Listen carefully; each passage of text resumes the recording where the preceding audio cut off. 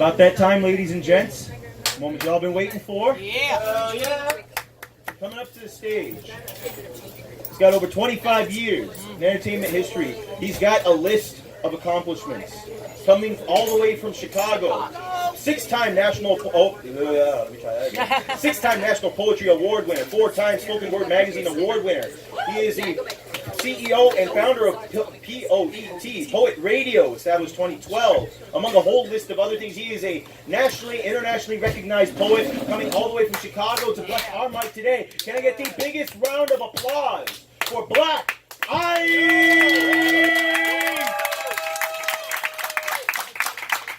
He's still coming up to the mic. Come on, Orlando. Y'all can do better than that.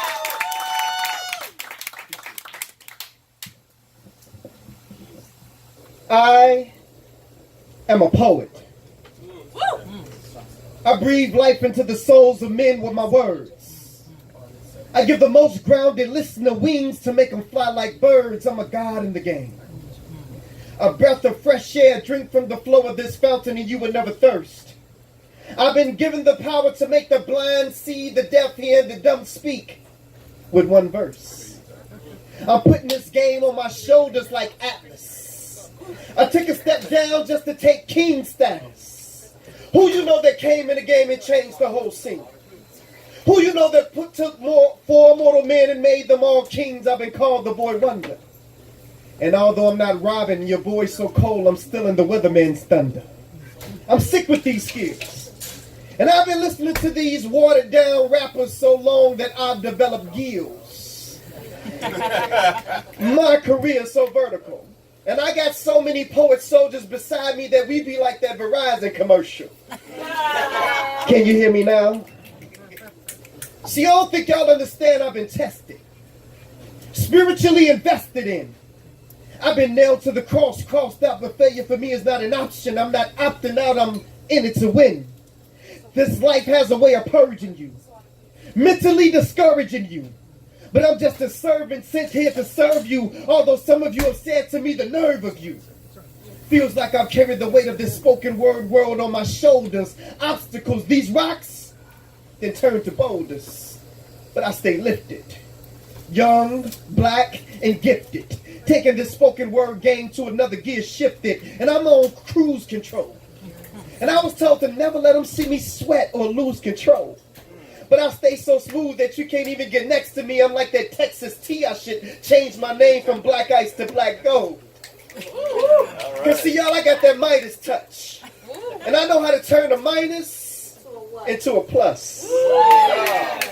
Plus, I got a plan. And as cool as I am, shit, I still got fans. Yet some of these haters still want to test me. I'll give you credit, though, you bringing out the best in me. The perfect blend of talent, intelligence, and sexy. And for what I'm about to say, I hope y'all don't think no less of me. But see, some of these poets can be so critical. Oh, yeah. Like, everything we write got to be lyrical. And some of them content with performing on stage. No, man, fuck that. I'm performing miracles. And before they started selling their poetry books and DVDs, I was on the Chicago L train selling Movados. And I think it's good that they spit fire and sold out all their poetry CDs. But I got bigger things on my mind, like selling out theaters like DuSabos, Kenwoods, Regals, tinted windows you can't see through. But the good thing about tinted windows are, I can see you, and I'm not impressed. You're about to witness one of the best spoken word artists live in the flesh. Are y'all ready for the next poet? Yes. Yeah, y'all already know, but see, I don't want y'all to ask me that no more. Because see, y'all, I got to flow like Niagara. And I'm going to start borrowing poets who can't come hard on stage, Viagra. And maybe you'll be better off trying your hand at comedy because they're all going to laugh at you. Carrie, one of the best spoken word artists that the Midwest has ever produced since Gary. And since your boy been coming up, some of these haters been feeling neglect. But I'm so revered on this earth that mosquitoes don't even bite me out of respect. Yeah. The scene is set. Here I come. The king is here. Sound the drums. On your knees. Take a bow. Your boy is back. I'm black and I'm proud. What's up, Orlando? I'm feeling good. I'm feeling good. I'm feeling good. I want to thank my man out June for inviting me out. Give that brother a nice round of applause. I got my sister Selena Sanchez in the building, one of the queens in the game. Give her a nice round of applause for coming out to support. My sister Judy, all the way from Joliet, Illinois, who now has relocated to Orlando, who came out to support me tonight. I appreciate you, love. And of course, I just recently got married. I'm on my honeymoon. My queen, Blaq Isis, is right here in the building. Give her a nice round of applause. Man, Orlando. Y'all make me feel so good to be here. This is my first time in Orlando, and I'm loving this weather. Chicago is 25 degrees right now. Wow. I know y'all hear a lot about Chicago in the news, right? About the violence in Chicago. I just want to talk about that for a minute. I wrote a piece called Chicago, Ode to My Hometown. Chicago. Almost 700 murders last year. Do your math, that's more than double the days there are in a year. Mothers fear their babies not making it home from school. Unemployed brothers ain't got time to look for a job, but got time to be on Facebook, Instagram, and Twitter, acting a fool. And these gangs out here ain't following no rules. They ain't got no structure, but they knew exactly what they were doing when they assassinated our movements and killed our leaders. See, there's an old saying, cut off the head and the body would fall. I said, cut off the head and the body would fall. Let this be a lesson to all y'all. And I'm a part of some of these Chicago rappers, like Kanye, who boast to the world on how his lyrics be so cold. And some of them will get right on stage at the Grammys and talk about how God saved their soul. But won't get out there and go to none of these schools or get out there on none of these streets to even try to save just one soul. And the church, if you're really there to help save lives, then let me make a proposal. If the church you attend ain't involved in community affairs to help save lives, then damn it, stop paying your tithes. And as for the Black Lives Matter movement, you didn't think I was going to let you off the hook, did you? I believe that Black Lives Matter, but when are Black lives going to matter to black people? March in the hood like you do downtown. Shut down some of these gas stations and liquor stores that become breeding grounds for our babies to get shot down like you do those businesses on Black Friday downtown Chicago. Home of the world champion Cubs. The Bad News Bears. Home of Michael Jordan and the Chicago bullshit. See, I don't think y'all understand. What's going down in Chicago has always been about land. And I recognize the hustle. But did you ever notice that as soon as they tore the projects down, the crime rate in Chicago doubled? Displace these gangs to go live where those gangs live. Let them kill one another. So what if an innocent baby gets killed? We'll go to the funeral and send flowers to the mother. In the meantime, let the land on the south side and the west side become devalued. And ain't no scholar, but in my community right now, they selling vacant land for just $1. And like the land that the projects used to stand on, they gonna build retail spaces and condos. And while we're addicted to Facebook, Instagram, and Twitter, and the babies are addicted to nachos and cheese, little baby Chucky say cheese, Chicago. Almost 700 murders last year. And we all have a responsibility to come out of the nightclubs and get in these streets. Come out of the four walls of the church and get in these streets. Get off of your social media soapbox and get in these streets. See, we all like to talk, and we love for our voices to be heard. But when are you going to realize that it's your actions that speaks louder than your words?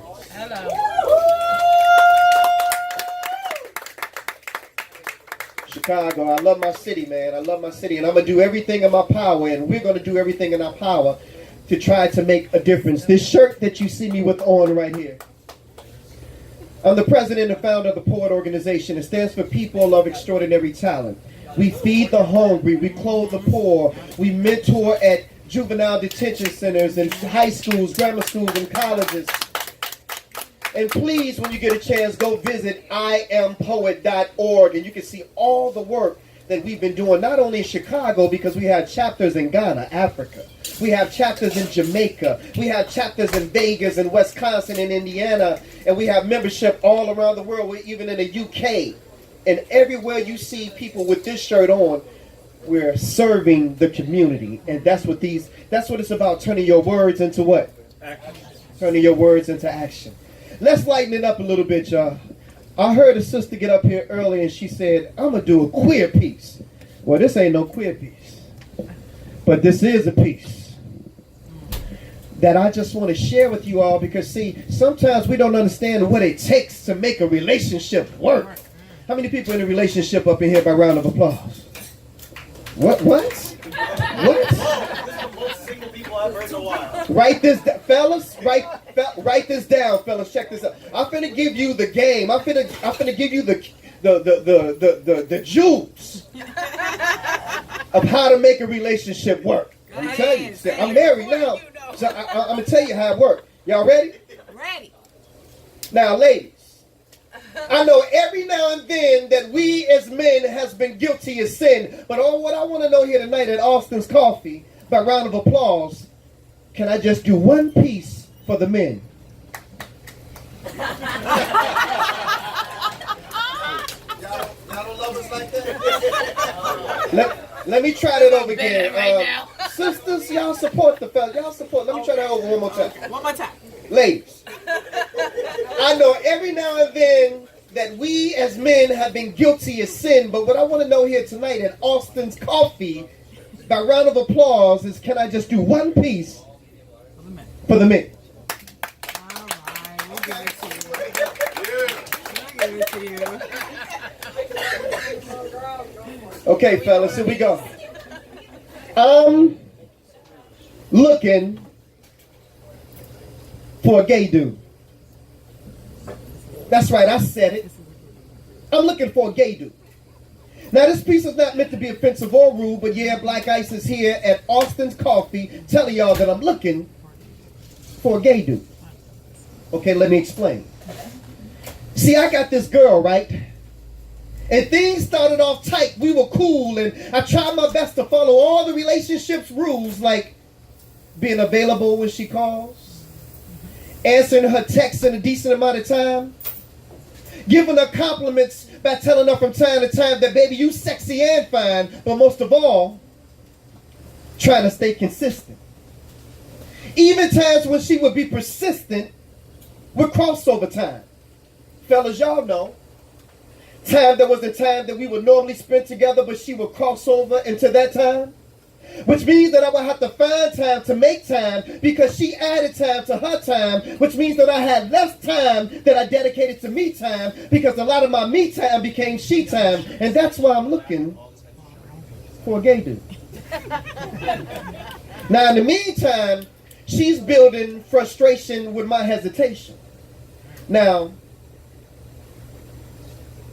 she's building frustration with my hesitation. So, fellas, oh man, I forgot that piece that quick. Give me some energy, y'all. Give me some energy. Give me some energy. Give me some energy. Rewind, bring it back. But her feelings have changed, but yours have remained the same. Yes, that's my baby. Give me up for my baby. Now, see, in her mind, I'm inconsistent. But in my mind, she just got more persistent. And herein lies the relationship dilemma.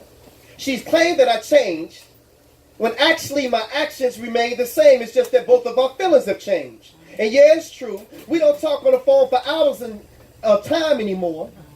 But when you add up the 30 minutes here, the 15 minutes there, the talk time on my way to work, on my lunch break, and on my ride home, then it all adds up the same. That's why I'm looking for a gay dude. Once she could talk about all of her work drama. He could even ride with her when she go and visit her mom. And on the trips when she was spending at the mall, then guess who she can call? That gay dude. They can hold hands, gossip for hours on end, talk to him about the drama of her and her girlfriends and their breakups, ask him to critique all of her hairstyles and her makeup, sit and chat all day and drink lattes at Starbucks, stand in line at Walgreens when she's buying her pads and her feminine products. That's why I'm looking for a gay dude. This piece is not meant to be offensive or rude, but meant to give you things from a different perspective. The objective, to show you that my love can't be equated by the content of my conversation, but by the quality of my dedication. And just in case some of y'all still having reservations, that's why I'm looking for a gay dude. Now, when I found that gay dude, the relationship turned out to be okay. Until I found out that motherfucker wasn't really gay. That's why you got to be careful looking for a gay dude. That's that piece, y'all.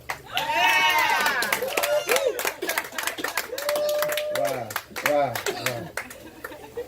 I like to write about some of everything in my writings. I like to get political. I like to get spiritual. I like to be funny when I can be funny. But everything is a perspective of my life and my viewpoint and the ways that I see things. So I want to share this piece with you. It's personal. It was something that a close friend of mine had really gone through. And this is called Confinement. As I sit and think about my life and the many mistakes that I made, I just hope that he hears this as I ask him for forgiveness. All those lonely nights that I lay and I prayed. Is there a reason for this confinement? Is my life the price that I must pay? See, I want to atone for my sins, but I don't know where to begin. Tim, is there anything that I could do or I could say? See, Selena, they don't understand, man. I love this girl. She was like my sister, my boy, my best friend. The closest thing to me, I felt love but never judged, but I just got to tell y'all how this story all begins. Now, there was a spiritual connection. Although I must admit I had feelings, but since she was involved, I just couldn't find the nerve. But this guy, he mistreated her, and at times he would beat on her, but to me, she was a queen, and he could never give her what she deserved. I felt all of her hurt and pain, but there was only one man to blame, because it was his hands, his knuckles, and his fists. Or was it a two-way street? But my girl was so sweet, I had to ask her, baby, why you staying put up with this shit? See, the reality was she was afraid to leave, and there were questions in my mind. Do you really want to go? You know how y'all feel obligated to stay, although your feelings have gone away? But it's one thing he should know: you reap what you sow. Now, while he was doing all of his lines, she was calling me, crying, asking me what I thought it was that she should do. But there were some things she had to see that Black Ice wouldn't be able to show her. Besides the answer to these questions, she already knew. See, her only choices were the ones that she would choose, and I just couldn't bear to see her face bruised. An abused friend, man, I refused to lose. And just to think of her neglected. And all the times that this man disrespected my help, rejected. But, baby, I can't protect you if you don't want to be protected. Tell me, what is it going to take for you to remove the veil from in front of your face and see that when he was locked up, this was the only time that you had a feeling of being free. Until you met me and I gave you inspiration to breathe again and the faith to resist. Told you to pray for the strength to walk away because I just couldn't keep seeing you going through this. And not one day had passed before another call came. Now everybody's involved, including your mama. I called her up and I told her, listen, baby, I'm on my way over, but now when I come, you know it's going to be some drama. And now I'm pacing the floor before I walk out this door because this time she told me that he coming. Now look, I'm trying not to snap, but I got to come strapped. Although my intentions were just to talk to this brother. And that's when temper started to flare as he wondered why I was there getting involved in their affair. But instead of talking man to man, I noticed something in his hands that gave off a glare. And that's when she got in between us. As we started to cuss and yelled at both of us that we both need to stop it. But before I knew it, man, he just blew it. With a blood on it, he just pulled a knife up out his pocket. And now I'm grabbing his wrist while I'm hitting him with my fist, trying not to let go. I'm holding his wrist tight. Meanwhile, thinking to myself, wishing it was somebody else, because now this fool done just brought a knife to a gunfight. I want to back him up off me, but this move would prove costly because there's a thin line between being sane and insane. I pulled it out, and what happened next? Damn. One round went off in his chest. And just this one moment in time, my whole life changed. And now I'm cuffed up and roughed up, all because I tried to help out a friend. Wondering, when will this nightmare end? But cop cars and steel bars has a way of allowing reality to set in. See, confinement is more than just a physical thing. There's more than one way that you can be confined. But see, my girl, y'all, she was locked into a world. And her confinement, it was the state of her mind. Confinement, that's that piece.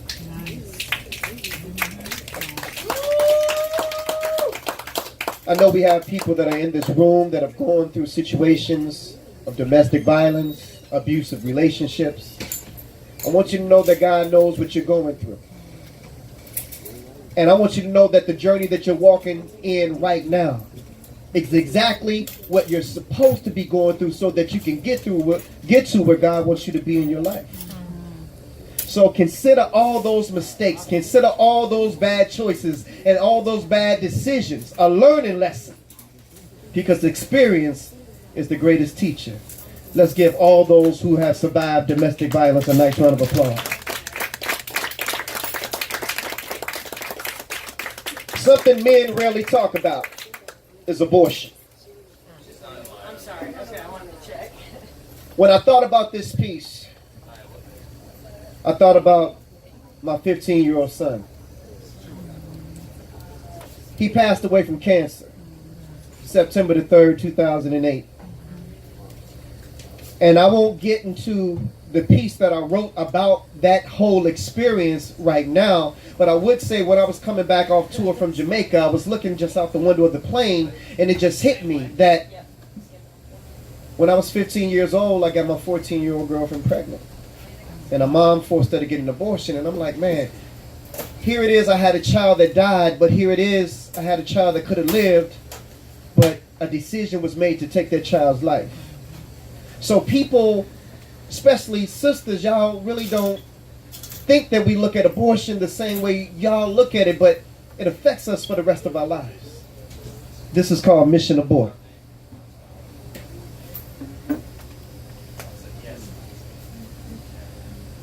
I remember a time that I wish that I could forget. Yet it's etched in my brain like stone. Sometimes I sit alone thinking, I wonder, how many abortions have the women I slept with in my past had because of me? See, y'all, I just felt like tonight at Austin's Coffee was the night for me to tell my story, because for years I kept it hidden deep down inside of me. It's time for me to let it go now. All right, June, I want to be free. I can't say that I know or recall every one, but Judy, I remember the first. I was 15 years past birth, and see, I was in love with Pumpkin. A 14-year-old freshman from Simeon High School, thought that I knew it all, thought that I was cool, but the Bible says, professing themselves wise, they became fools. So I began breaking rules, ditching school and cutting class, all in an attempt to get some aspirations to become a rap star. See, your boy was well known to be cold with them bars, but my heart had me locked up, stuck in a standstill. Selena, I couldn't see past this girl. She was like the center of my world, and everything revolved around her. I had never felt like this before. I was even cool with her parents, who for me kept an open door, but that was all before she was late. And no, I ain't talking about for lunch. I'm talking about no visitors this month. And now we both scared, wondering what would our parents think. They are the ones who really cared about us and our future. We literally ripped their dreams apart, and this couldn't be mended with no suture, but we got to tell somebody. We didn't know what to do. We were only babies ourselves, doing what grown folks do without a clue of the consequence. Until we had to deal with the consequence of sex with no protection. And it's too late for me to pull myself out of this one because now she's expecting. And I'm expecting her dad to kill me on sight. See, my father always taught me to do what's right, but now that I'm on center stage, somehow I've gotten stage fright. So we talked and she asked, what was I thinking? And without even blinking, I said, baby, I'm not ready to be a father. And see, for her, this only made things harder, so she told her mom, who forced her to get an abortion. And along with my coercion, I can only imagine the pressure at 14 that she must have been under. I was too young to know the procedure. I didn't even care. Only wish that she would have made me be there. Maybe I needed it. See, things don't register the same unless you see it. And then you can believe it. And now she's left with the permanent scar from a decision that we both made. But she's the only one who paid. Or at least that was what I thought. See, you can run from a situation, but sooner or later, your ass gonna get caught. I felt like it was all my fault. And over 20 years later, my child that was aborted when I was at the age of 15 has come back to haunt me. My firstborn at the age of 15 was taken away from me. He died from cancer. Too young to know the physical pain of an abortion, but now I know the answer. It's clear now. I see the picture. And it takes me back to that same scripture. Professing themselves wise, they became fools. So if y'all got any children at home, tell them please stay in school, learn from my mistakes. Don't wait until it's too late. I apologize. I'm sorry. I wish that I could go back, change, and rearrange things. If you only knew the consequences that choices and decisions bring. See, y'all, at the time, I was only 15. And I remember a time that I wish that I could forget. Yet it's etched in my brain like stone. Sometimes I sit alone thinking, I wonder how many abortions have the women I slept with in my past had because of me. See, y'all, I just felt like tonight at Austin's Coffee was the night for me to tell my story because for years, I kept it hidden deep down inside of me. It's time for me to let it go now. I want to be free. That's that piece.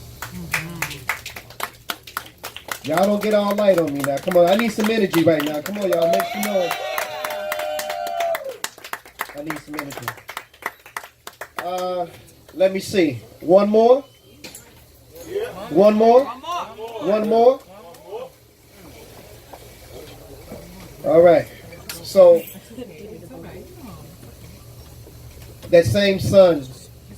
Well, first of all, let me say this. I had two sons. I call them my heir and my spare. And my youngest boy, he's 22. He made 22 today. So y'all give it up for my son. Happy birthday. Happy birthday, Denzel. I love you. My oldest son would have been 25 if he would have lived to see 2018. So he came home one afternoon and he said, Daddy, my leg hurt. And I was like, well, he was probably playing sports or out there doing something. He was like, it felt kind of funny. So eventually I took him to the emergency room. Well, actually, I'm sorry, to his primary care physician. And she said, well, I'm going to take an x-ray. It's a little bit swollen. It looks like something might have bit him in the leg. When she took the x-ray, she found that he had a tumor inside of the bone. And he was diagnosed with osteosarcoma. You know what I'm saying? You feel? So osteosarcoma, you normally get it when you go through a growth spurt. When you get into those teenage years. So we went through the whole chemotherapy. He lost his eyebrows. He lost his hair. He lost a little bit of his self-esteem. But I said, boy, your daddy is bald head and the women think I'm sexy. So eventually, it went into remission. He started to grow his hair back, and he thought he was the bomb because his hair wasn't kinky no more, it was straight. So he thought it was the bomb. But he started having flu-like symptoms. And so when the cancer came back, it had spread into the lung area. So if you know anything about that, it goes pretty rapidly when it gets into that part of the body. So I lost them on September the 3rd, 2008. And it's a pain that has stayed with me throughout the duration of my whole life. But I said that I wasn't going to let that kill me. So today we do a scholarship in my son's name where we help to send young men to college every year with a scholarship called the Tyrone Hawthorne Cancer Scholarship Foundation. So give it up for us. But I was angry with God, and this piece came out of me. It's called Ego. Everybody say ego. Ego. It's an acronym that stands for easing God out. Hey, God, where you at? I've been looking for you. Seems like you've been avoiding me or something.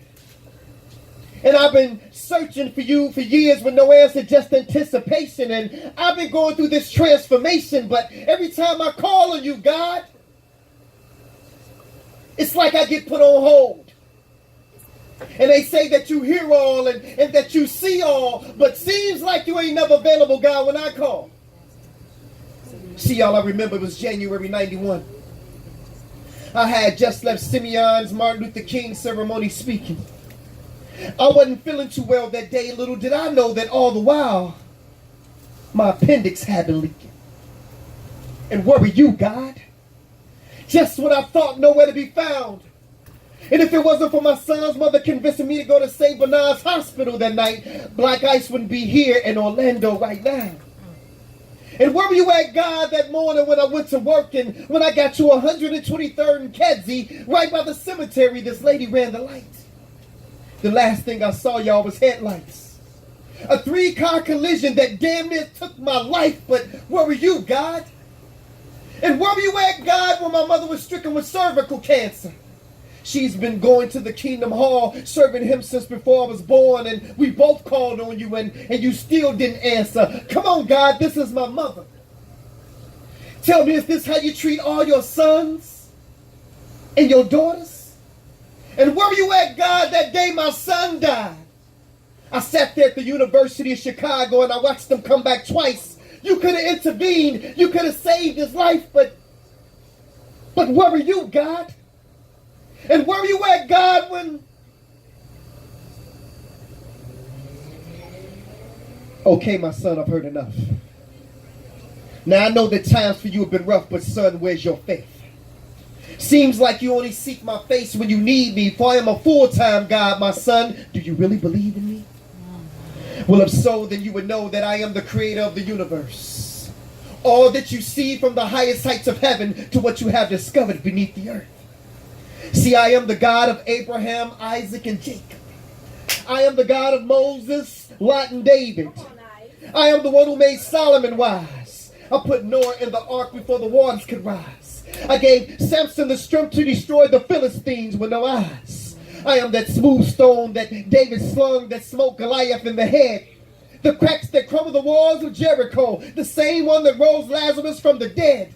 I am the blood of the lamb of the doorpost that kept the children of Israel safe from harm, even the staff in Moses' right arm, and I gave it the power to split the Red Sea in half. Shall I go on? I said, please forgive me, Father. He said, no, son. I already have. But see, like Jonah, you've been running from your mission. I've been trying to reach you and speak to you for years, but your ego just wouldn't let you listen. When your appendix was spreading poison through your body, I was the voice that spake to your son's mother, warning you. And do you remember what you promised me, my son? Yes, Lord, I do. I promise you that if you allow me to make it through, then I'll return my life over to you. But what did you do? You continued to play. So I spoke to you again in the form of a 3-car collision, but I allowed you to walk away that day. And have you ever asked yourself the question why the accident was by gravesite? I was showing you that the road that you were traveling on ended at the cemetery if you didn't change your life. But you still didn't listen. And as for your mother's cervical cancer, I am the reason why your mother's cancer is in remission. And I know your son's gone. But his body was sick, so I relieved him of his pain and I called him home. And yet and still I stayed by your side. All those moments that you felt alone, yet you still rejected my truth. If you only could have put your ego to the side and listened to all those whom I sent to you. Lord, you mean to tell me while all the while I was waiting to hear from you? You were sending me messages through all those whom I rejected? Yes, my son, this is true. And instead of focusing on the guides, submit to the truth that you find inside. For Satan is the one who subtracts and divides, but my God is the one who adds and multiplies. I'm telling y'all, he opened my eyes. And so to those of you who can't accept the truth, because your ego won't allow you to accept who the truth is coming through, take this as a lesson.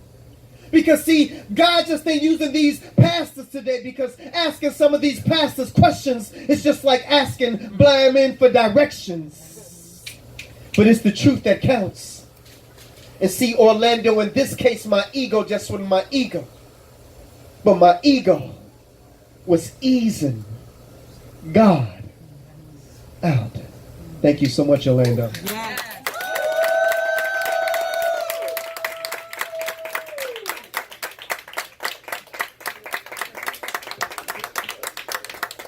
Another big round of applause for our feature tonight, Blaq. Do my throat out, trying to do that outro. Blaq Ice gonna be here. Any of y'all got some questions? We're gonna be doing a 15-minute break. We'll be coming back at 11 o'clock. Any of you want to support our feature, he will have merch available. Any questions you want to talk to him, feel free to have that conversation with him. But that being said, also please support the venue. Without them, we wouldn't have a place to share our words. That's right. Be back in 15. Hello, baby. Yes, it's your on the phone